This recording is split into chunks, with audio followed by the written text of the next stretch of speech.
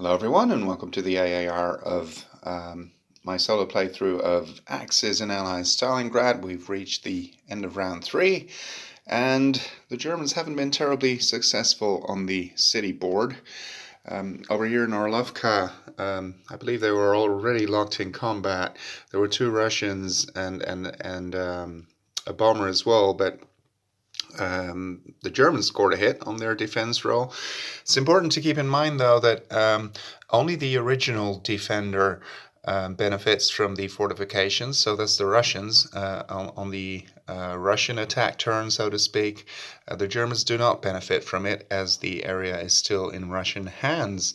Over here in Spartanovka, the Russians moved to brand new T-34s into the area on the counter-attack and certainly did some damage.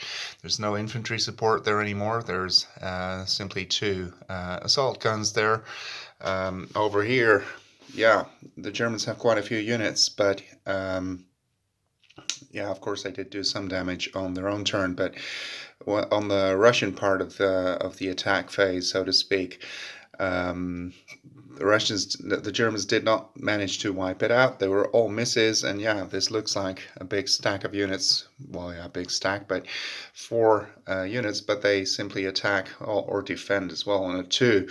And yeah, they were all misses, and the tank missed too, so they're still locked in combat here.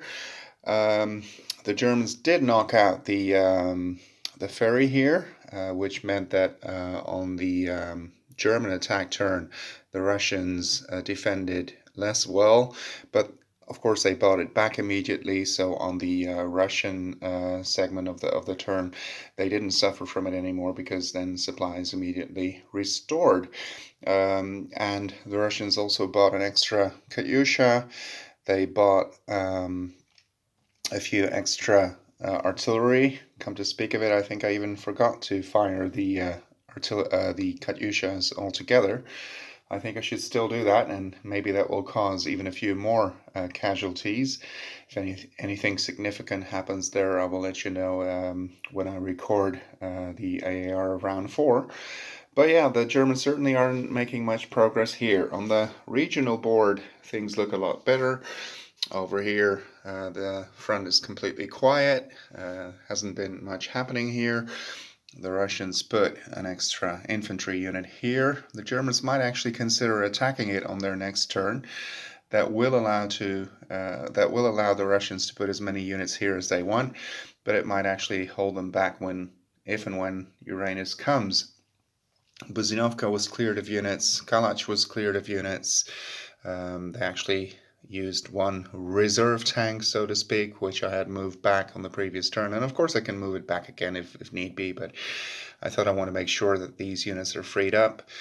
Here, there's 1 more infantry that could be doubled moving in next turn, but yeah, I'm afraid that's not going to make all that much of a difference. The Germans are very low in infantry, and it will take at least 2 turns before these 4 infantry can move in there, and yeah, these would be doubled, so that would be 4 plus 2 is 6. But yeah, the Germans are terribly short on infantry here, so maybe so far, yeah, I have to admit the Germans have not been very lucky on their rolls, and the Russians have been rolling pretty well, but maybe I've also been a bit too careful with my German units over here, leaving them all here and not moving them towards Stalingrad. It does create a barrier against a possible early Russian attack, but yeah, as you can see, those units are actually the ones that I'm needing now in Stalingrad as the Germans, and they're simply not there, nor are they very